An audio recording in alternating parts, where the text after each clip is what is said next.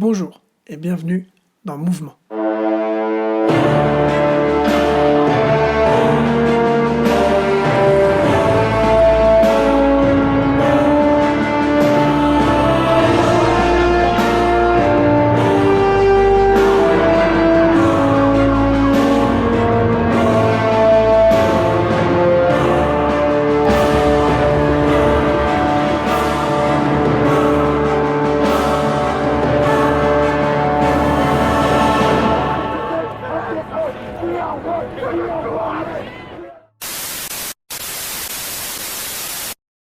Bonjour à toutes et à tous, on se retrouve aujourd'hui donc pour une nouvelle vidéo dans la série Mouvement, mais un petit peu différente. Dans la première émission, on avait présenté une seule association. Là, cette fois, on va présenter donc plusieurs associations et on va surtout en fait aborder la santé mentale des étudiants et des étudiantes en 2021. Vous avez dans la barre de lecture le plan de la vidéo, donc vous pouvez passer de partie en partie et aller directement à ce qui vous intéresse, notamment si vous êtes venu chercher juste des noms d'associations par exemple. Mais sinon, restez, on va parler dans toutes les parties de choses intéressantes. Et on commence donc tout de suite avec la première partie. Bonne vidéo.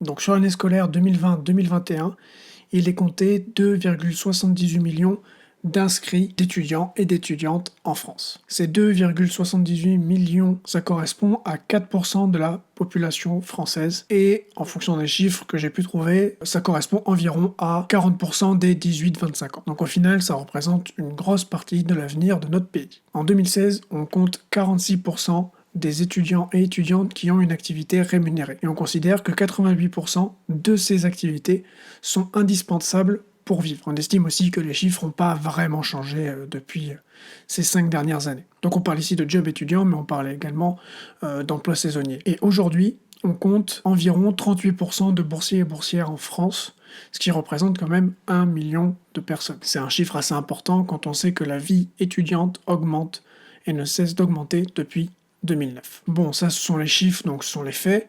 Maintenant, je vais vous parler des chiffres un petit peu plus attristants. Ce sont donc ce qui a été relevé par Ipsos, ce sont les chiffres que vous avez sûrement tous déjà vus, mais qui sont importants de rappeler. Donc on estime que 84% des étudiants et étudiantes ont eu un moment de décroche depuis mars 2020. On considère que 74% des étudiants et des étudiantes sont en difficulté financière. Et le dernier chiffre, encore plus triste, c'est que 23% des étudiants et des étudiantes ont pensé à mettre fin à leur jour. On va également retrouver des études qui ont été réalisées à Poitiers et je vous ai aussi demandé à certains et certaines de remplir un document, un petit questionnaire. Et donc on reverra ces deux trucs-là un peu plus tard dans la vidéo.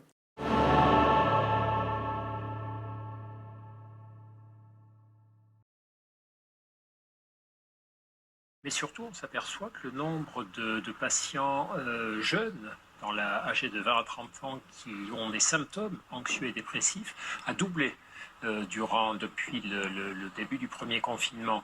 C'est assez facile à comprendre. C'est-à-dire si les jeunes sont privés de tout ce qui fait... de tout ce qui leur permet de se développer. Ils sont privés de l'apprentissage, les apprentis, les étudiants. Beaucoup de messages d'étudiants. Bien sûr, et ça c'est terrible. Ils sont désemparés. Voilà, c'est quand même une période où on se construit professionnellement. Ils sont privés des interactions sociales, ils sont privés, comme tout le monde, de tout un tas de déplacements de liberté, mais ce qui est paradoxal, c'est que finalement, c'est eux qui prennent le plus cher, alors que ce sont eux les moins fragiles. Ouais, c'est pas la partie la plus fun. On sait que en général, les étudiants, les étudiantes, enfin du moins les moins jeunes, sont moins touchés par le virus ou du moins par ses formes graves.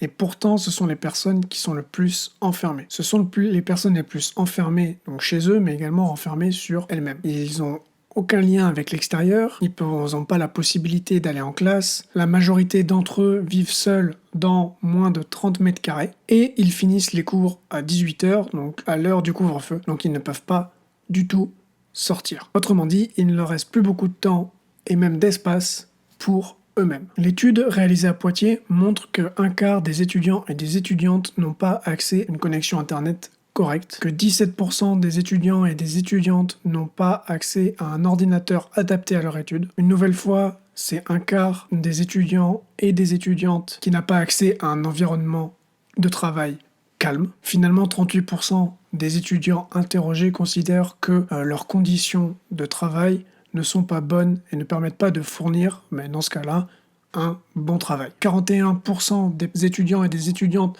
interrogés se disent stressés par les cours en visio et seulement en distanciel, et seulement 15% vivent bien les cours en visio. 84% des étudiants et des étudiantes se disent très stressés par les modalités d'examen de fin de semestre. 41% à la base salariés sont aujourd'hui sans revenus. Et enfin, 50% des étudiants et des étudiantes interrogés estiment ne pas être dans de bonnes conditions psychologiques pour rendre un bon travail.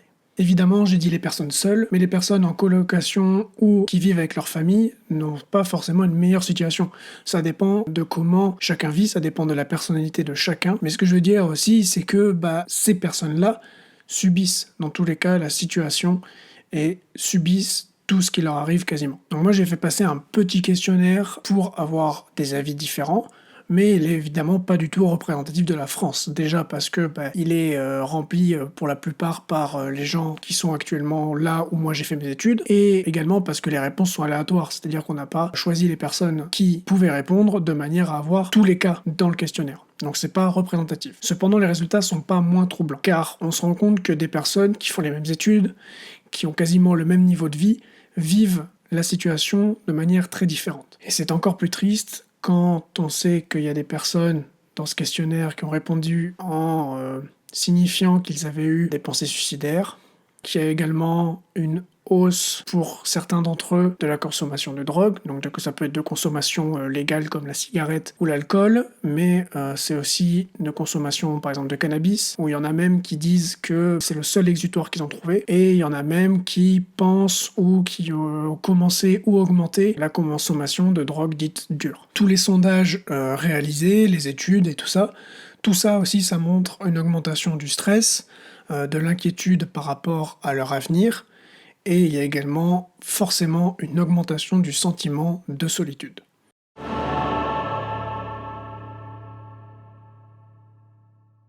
Le but de cette émission Mouvement, à la base, c'est plus de présenter des mouvements associatifs. Donc je vais en présenter certains dans cette partie-là. Donc notez ce qui vous intéresse ou ce qui peut intéresser des personnes. Tout d'abord, on va commencer donc avec le premier site que je trouve vraiment intéressant, www.tousétudiants.fr. Donc ce qui est vraiment intéressant, je trouve, avec ce site, c'est que ça vous aide à trouver tout ce que vous cherchez, en tout cas au niveau associatif, en fonction de là où vous habitez. Donc moi, par exemple, j'habite sur Bordeaux, ou du moins à côté. Je lance cette recherche-là, et donc du coup, vous avez ici plein d'associations, les dernières aides à Bordeaux. Donc on a ici aide médicale, soutien psychologique, tout ça. Donc là, par exemple, Fil Sensibilité des jeunes, Upsiline, tout ça. On va parler de certaines.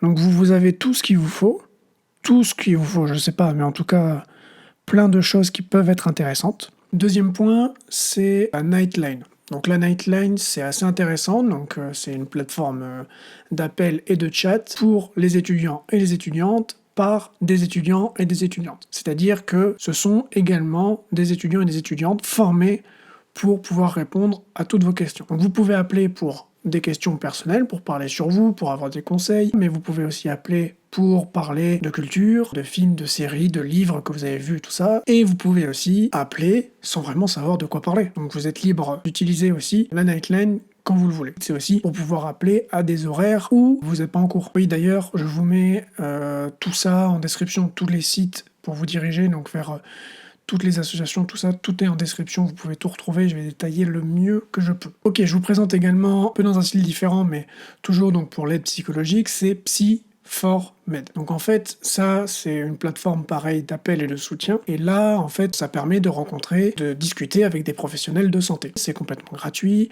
c'est complètement confidentiel, et c'est intéressant parce que du coup, vous allez rencontrer un ou une psychologue. Et donc dans le même style, il y a également Upsiline. Là, c'est pareil, c'est pour rencontrer des professionnels de santé. Ils mettent en avant les discussions en visio. Donc pour éviter de se déplacer, pour éviter d'avoir à rencontrer quelqu'un en chair et en os, mais pour également avoir un contact un petit peu plus profond peut-être que juste un appel. Il y a également la plateforme Apaso, APASO, qui est également une plateforme d'entretien. Ce sont toujours des appels psy gratuits et confidentiel. Et donc pour ceux qui ont du mal à parler ou qui n'en ont pas forcément envie, je vous invite c'est à aller sur Stop Blues, un truc avec un nom qui donne la pêche, mais en réalité c'est assez intéressant parce que on peut déjà y aller pour soi, remplir un petit questionnaire tout simple pour savoir vraiment comment on va, donc peut-être qu'on peut le faire même si on va bien. Et ce que je trouve aussi intéressant, c'est que on peut y aller pour quelqu'un d'autre. Et en fait le but de ce site, c'est de prendre point par point votre situation ou la situation de quelqu'un d'autre, de votre ami, et de voir en fonction de là où vous vivez aussi, quels sont les soutiens appropriés à ce que ça corresponde le plus possible à la personne.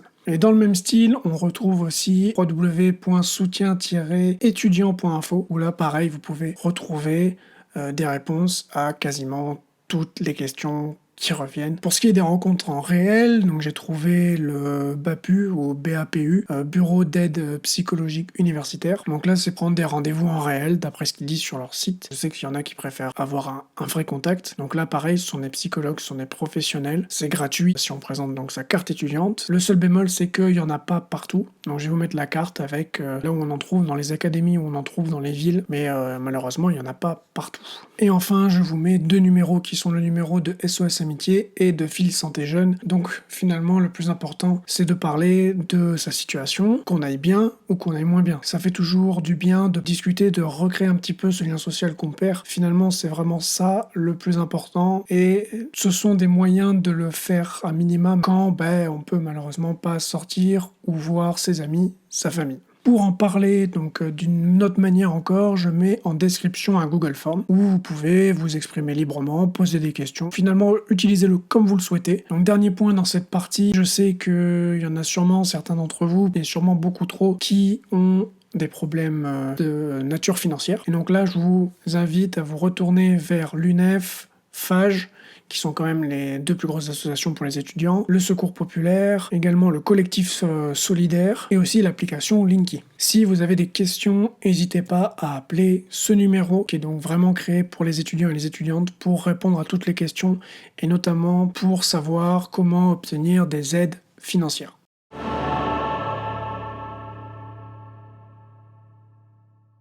J'ai trouvé quelques petits mouvements qui sont pas forcément des associations, mais qui peuvent être faits un peu partout et qui sont très sympas et qui aident, je pense, à faire remonter le moral, ou du moins à faire en sorte qu'il ne tombe pas. Le premier, c'est le groupe Solidam à Reims, qui en fait tout simplement, c'est un groupe de musique qui a réalisé une chanson, qui ensuite réalise un clip et donc demande aux gens de participer à ce clip en chantant les chœurs, en dansant. Et c'est sympa, ça permet donc de partager un peu de musique, un peu de culture, de partager des bonnes ondes, comme on dit.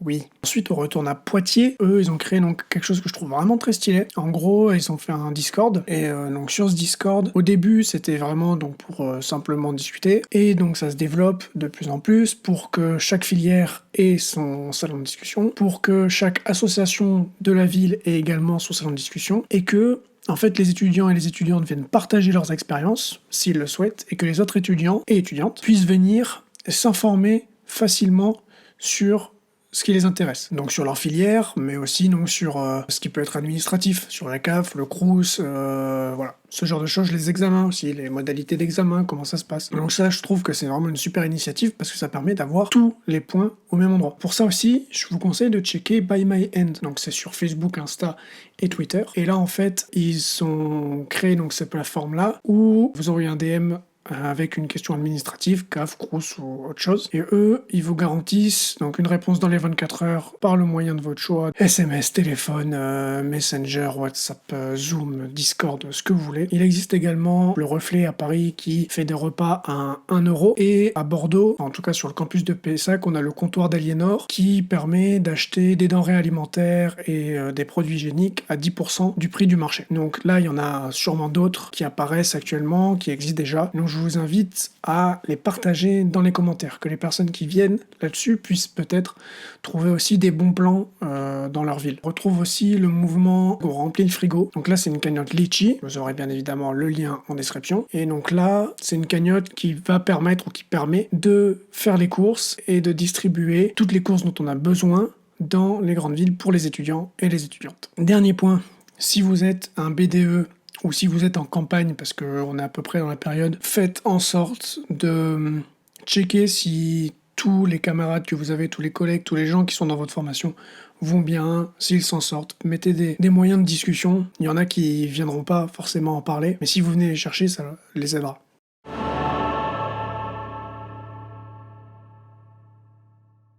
Ok, donc dans cette partie, je vais vous présenter des petits tips que j'ai, qui sont propres à moi, mais que vous pouvez essayer de mettre en place de manière à remonter le moral ou faire en sorte qu'il ne baisse pas. Donc premier tips, c'est ce qui va concerner le sommeil, parce qu'on le sait, c'est ce qui permet énormément de réguler finalement son moral. Quand on est mieux reposé, on va mieux. Donc en gros, moi ce que je fais, c'est que je me couche tous les jours à la même heure et je me lève tous les jours à la même heure, ce qui permet au fur et à mesure de réguler mon corps et de mieux me reposer sur ces temps de repos finalement. Et donc du coup, je me couche tous les soirs à la même heure, même s'il me reste des notifications, des messages que j'ai envie de checker. Pas grave, elles vont pas s'envoler, je les regarderai le lendemain matin. Et pareil, tous les matins, je me lève à la même heure. Et je laisse tomber ça pendant le week-end, ce qui me permet également de faire une coupure entre les deux. Le deuxième point, c'est l'activité physique et c'est ce qui est le plus important, je pense. En fait, faire de l'activité physique permet énormément de bénéfices. Donc, je vous conseille, c'est de faire 1 heure d'activité physique par jour. Donc, je vous demande pas de faire 1 heure de pompe. Mais en fait, si vous faites 1 heure d'activité où dedans vous comprenez également le temps de préparation, le temps de se mettre en tenue ou quoi que ce soit, vous pouvez également considérer le temps de douche, peut-être que vous ferez que 20-30 minutes d'effort, mais en fait ça suffira à vous libérer et à penser à autre chose. Donc je vous conseille, si vous le pouvez, c'est de sortir, marcher ou courir, déjà parce que ça demande encore moins de préparation que le reste, et parce que ça permet de s'aérer, c'est le mieux. Je sais que c'est pas le plus simple au vu du couvre-feu. Sinon, il y a d'autres possibilités, comme par exemple faire du renforcement musculaire, donc là c'est ce qui est un petit peu plus dur peut-être, quand on n'a pas l'habitude, mais par contre, mentalement, après les fins de séance et tout, c'est ce qui libère le plus, je trouve. C'est ce qui fait vraiment du bien. Mais dans un tout autre style, ce que je conseille vraiment comme activité physique numéro 1 même, c'est le yoga. Ça permet de se détendre, de s'assouplir, de vraiment s'écarter, de vraiment penser à autre chose, de méditer, de prendre le temps de vraiment se poser. Donc 1 heure par jour entre le temps de préparation, le temps de se remettre après un petit peu de ses émotions du yoga. Donc moi j'ai une super prof pour le faire, mais par contre je vous mets 3 vidéos de yoga pour tout niveau en description et ça permet de vraiment commencer. Et donc pendant ce temps-là, il y en a même qui peuvent regarder un film, écouter de la musique, écouter un super podcast par exemple, ou quoi que ce soit. Mais ça permet en tout cas toutes ces activités physiques-là de libérer de l'endorphine et au final ça va permettre de mieux dormir aussi. Ça va aussi permettre de limiter vos envies pour manger trop de gras ou trop de sucre, qui font pas forcément du bien à la tête. Le troisième tips, c'est le téléphone. Faut laisser tomber le téléphone. Donc moi j'ai une montre connectée, là, qui est vraiment le remède à l'addiction au téléphone, parce que j'ai que les notifications importantes. Mais sinon, éteindre les sonneries, enlever les notifs, enlever le vibreur et tout ça, ça permet de lâcher. Je pense que c'est important aussi de trouver des moments de j'utilise pas le téléphone et des moments de je regarde mon téléphone. Par exemple, aux toilettes, je regarde mon téléphone, je prends ce temps-là, pendant la pause café, pareil, je prends ce temps-là de regarder mon téléphone, mais pendant les cours, pendant que je regarde un film, pendant que je suis sur une vidéo, YouTube, par exemple, tac, je lâche mon téléphone, comme ça je suis concentré sur un truc, et ça fait du bien, et ça évite de scroller sur son téléphone. Et puis il y a des moments où on le fait, on va voir ses notifs et tout ça, mais quand on prend un moment en plus qui est assez restreint, on va aller regarder que ses notifs et qu'est-ce qui l'intéresse. Parce que le défaut, c'est qu'on va scroller, on va tomber sur les trucs qui nous font moins kiffer, et notre cerveau retient beaucoup plus facilement les mauvaises nouvelles, et c'est ce qui nous met pas dans un super bon mood. Ok, les derniers petits points sur lesquels j'avais envie d'insister, c'est la culture et l'art. Donc soit se cultiver, soit faire de l'art. Soit lire un livre, soit écrire, soit regarder un film, soit faire une vidéo, j'en sais rien. Le fait de se cultiver, ça permet de se libérer, d'apprendre des choses, et ça permet de stimuler le cerveau, c'est vraiment pas mal. Et pareil, ça permet de stimuler le cerveau que de créer, mais ça permet également de se libérer. Ça permet également de, si vous écrivez, d'écrire ce que vous ressentez. Pareil, si vous faites de la peinture, si vous faites de la musique, écouter de la musique, faire de la musique, c'est vraiment stylé. Et le dernier point que je conseille aussi, c'est d'appeler ses amis. Ça paraît con, mais on a tous des confs Messenger et des confs WhatsApp, et lancer un appel comme ça de temps en temps, juste pour discuter à 23h30, minuit le week-end, parce qu'on sait pas quoi faire, parce qu'on a envie de discuter ou quoi, tac, vous l'appelez, il y a plusieurs personnes, il y a quelques personnes qui vont venir, et ça va faire plaisir à tout le monde sera content de raconter sa journée, et vous allez voir, vous allez même être content d'écouter la journée de vos potes.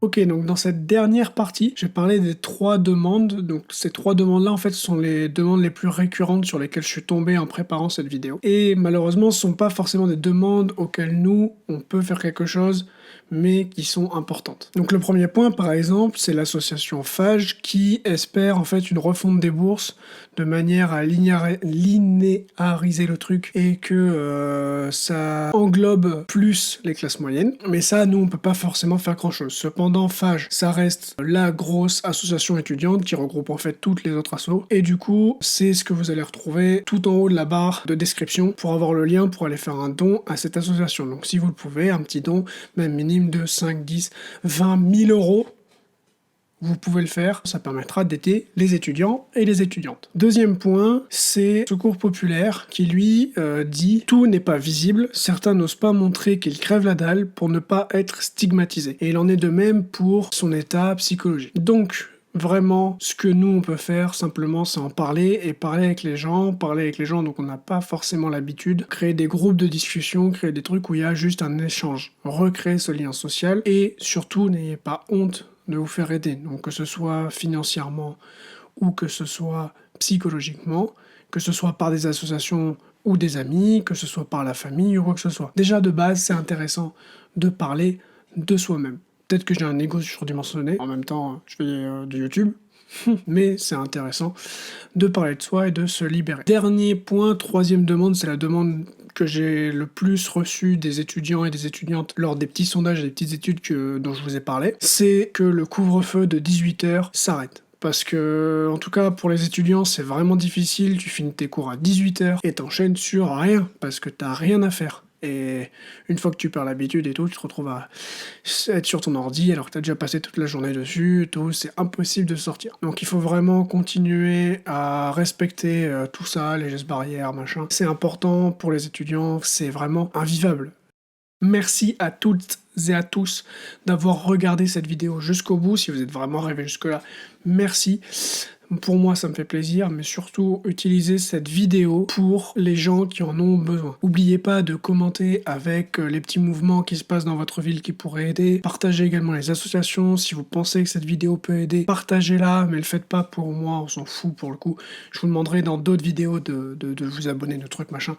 Là, on s'en fiche. Si vous pensez que ça peut aider, partagez-la. Voilà, c'était ma petite capsule pour aider avec le peu de choses que je peux faire. Effectivement, j'aurais bien aimé faire une chanson et un clip vidéo sur les gestes barrières, mais je suis beaucoup moins sûr de l'impact. Si vous la partagez, vous oubliez pas, il y a le plan dans de lecture, là, dans la lecture, dans la description, tout ça, pour aller chercher que la partie qui nous intéresse si vous voulez aider les personnes. Et surtout, c'était le mot d'ordre de la vidéo, mais parlez-en, parlez de choses avec vos proches, vos amis, ou avec des professionnels.